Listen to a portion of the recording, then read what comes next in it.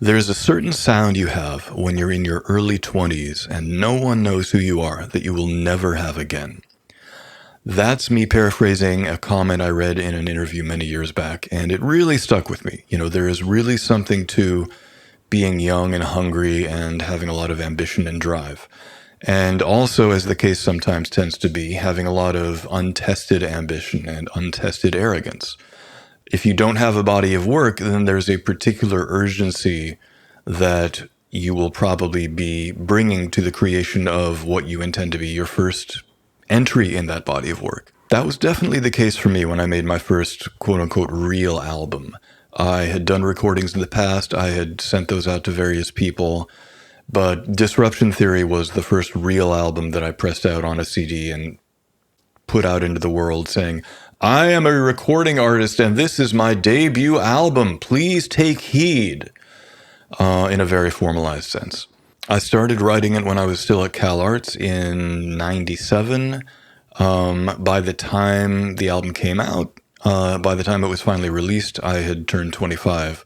So it was, my early to mid 20s that I worked on that record.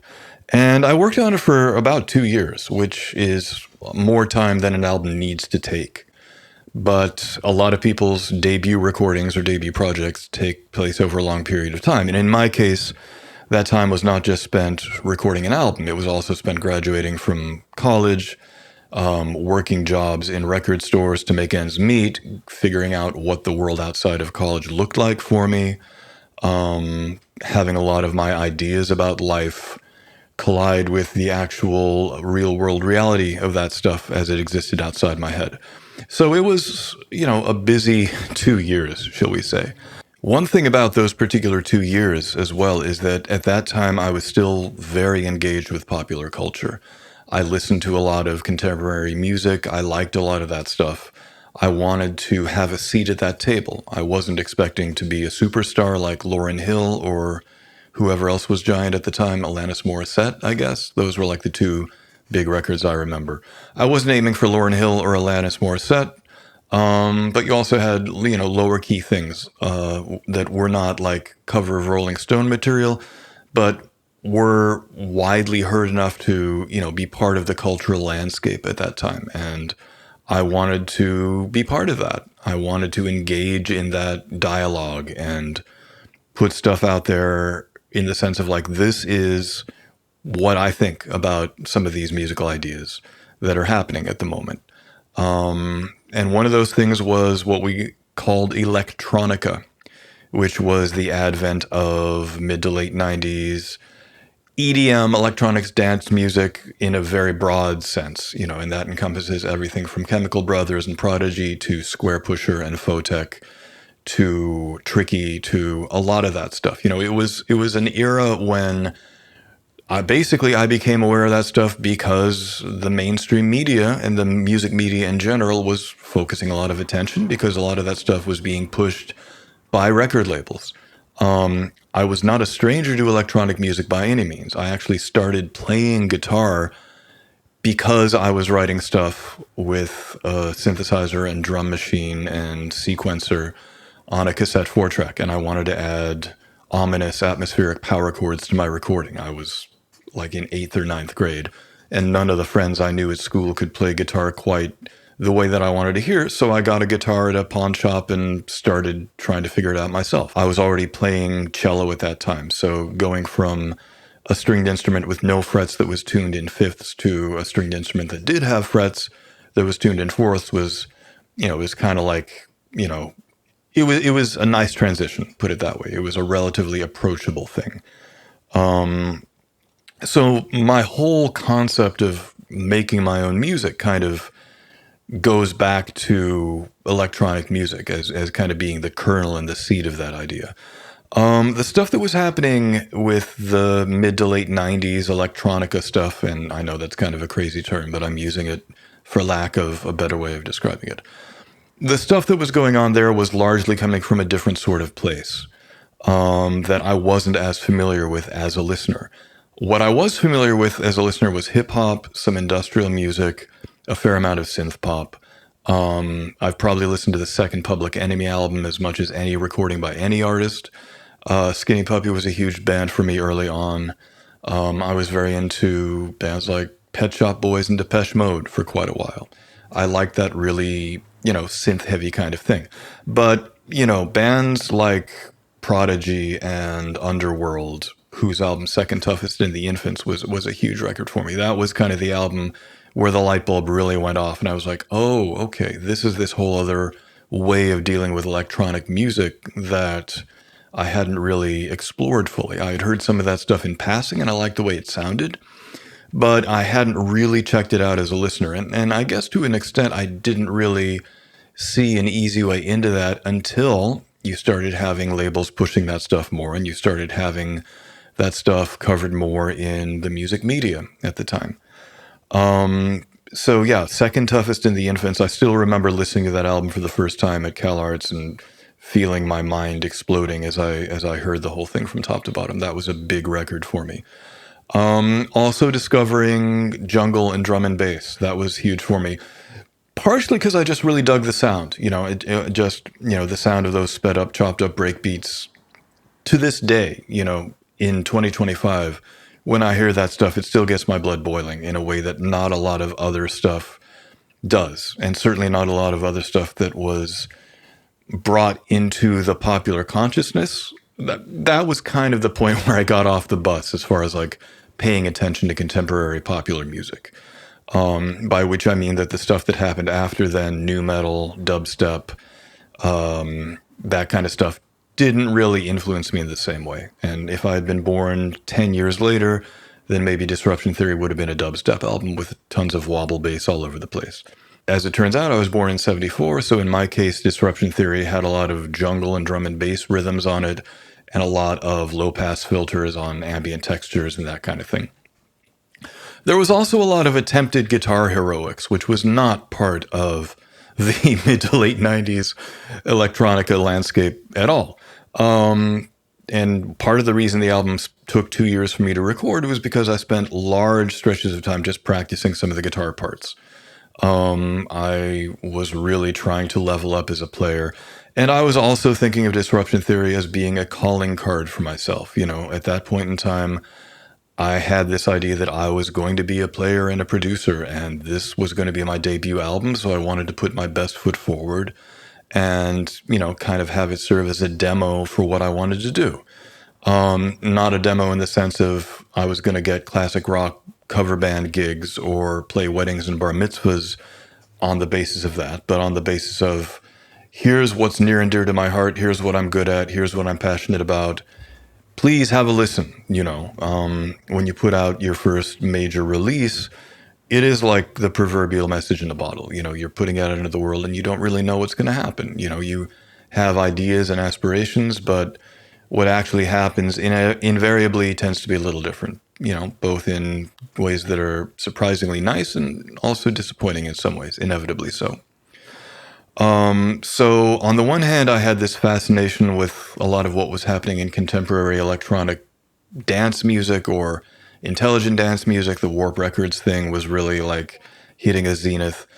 Whatever we call that world, that was a big part of my interest. And there was also this aspiring guitar hero interest and wanting to really get that side of my playing together and apply a lot of the stuff I'd been studying at CalArts, but hadn't necessarily sat down and really focused on working on and woodshedding for a while because I was enrolled at school for 3 years. So it was those two worlds kind of colliding and me sort of trying to reconcile those two worlds. I loved certain types of guitar playing. I also loved certain types of electronic music. There was not a lot of cross-pollination happening. That's one of the things I loved about Squarepusher and still do. I feel like if you look at Tom Jenkinson's body of work, it's really about very intense kind of research and development along looking at like the distinction between live performance and programmed music.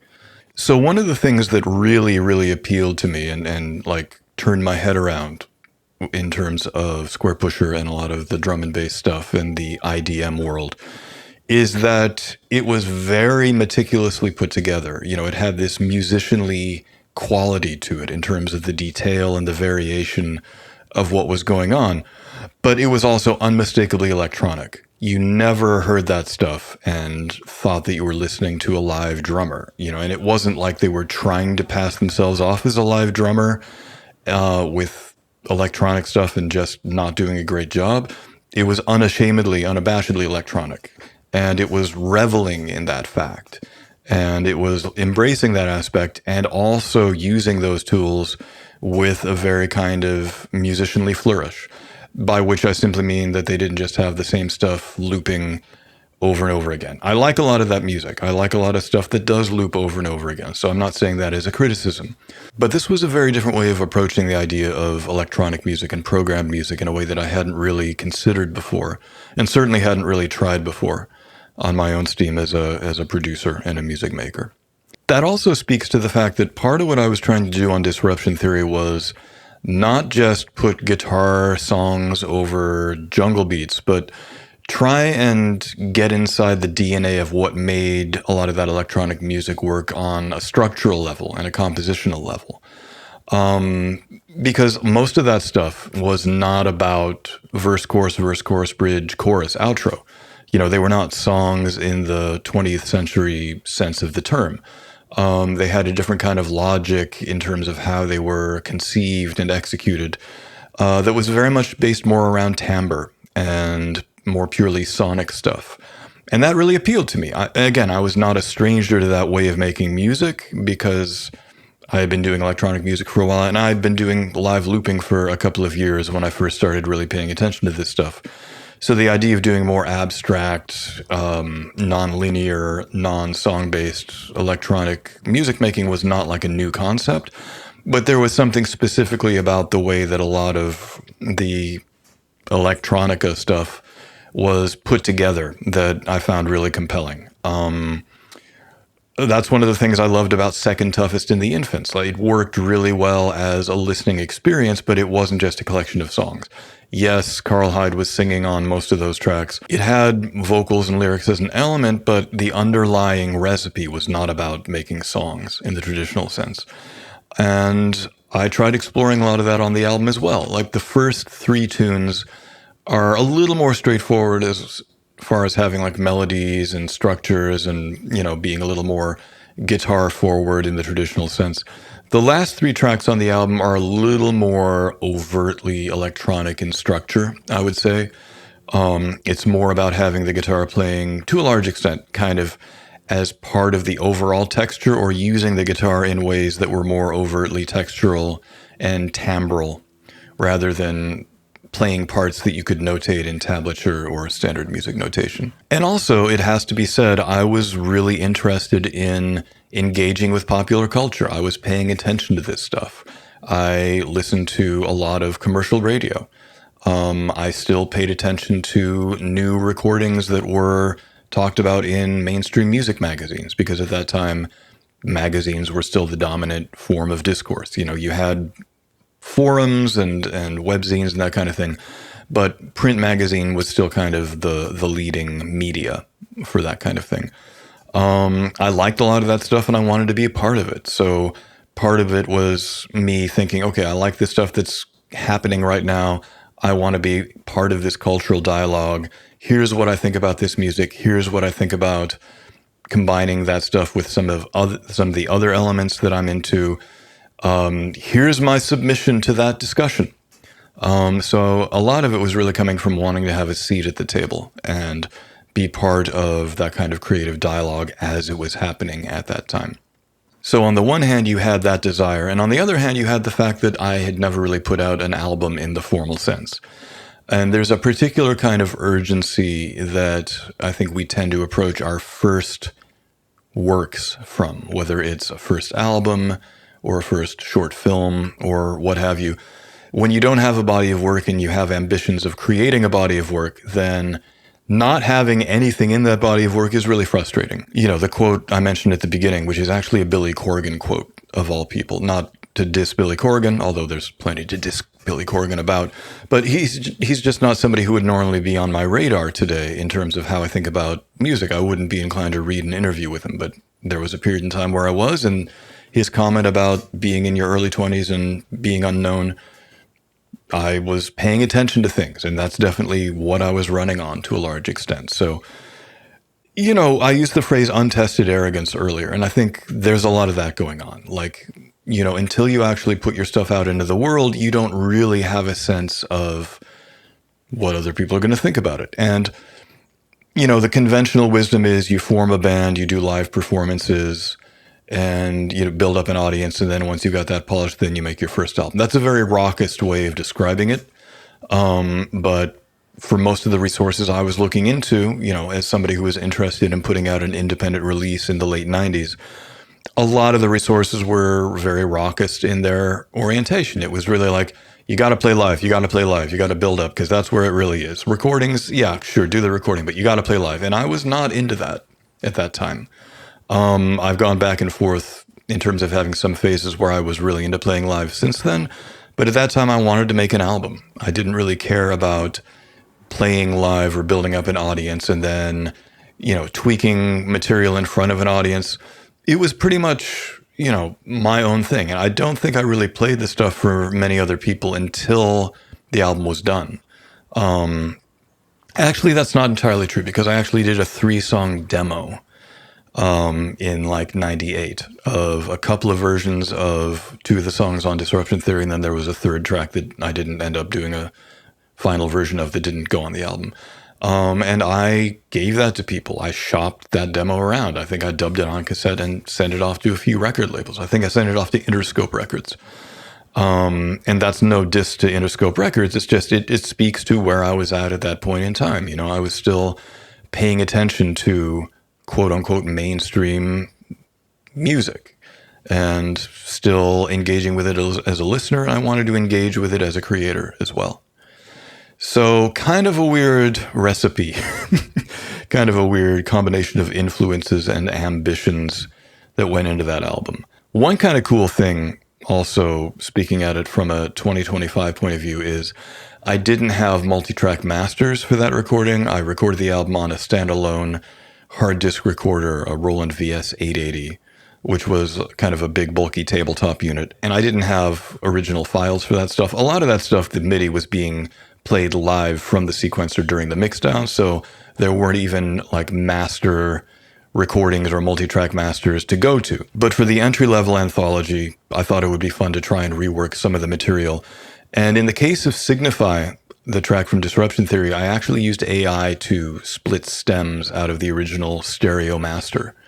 And I used a couple of different AI platforms and was really pleasantly surprised at how well it worked. I kept the original stereo recording as kind of a baseline, and then I would add stems of different instruments in different spots alongside that. And I thought it came out really well. I the way that I got this 2025 mix of Signify to sound I think it's a much quote unquote better mix than what I was able to cook up in 1999.